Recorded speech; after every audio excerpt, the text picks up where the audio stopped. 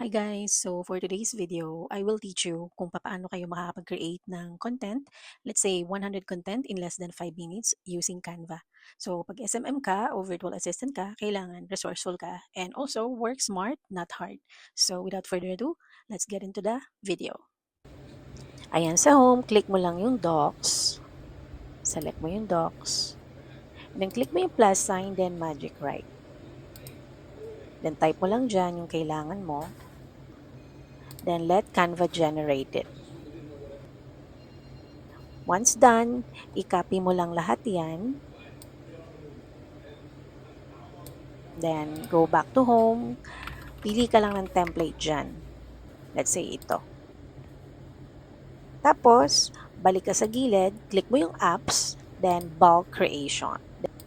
Then, enter data manually, and then paste mo yung na-generate na quotation.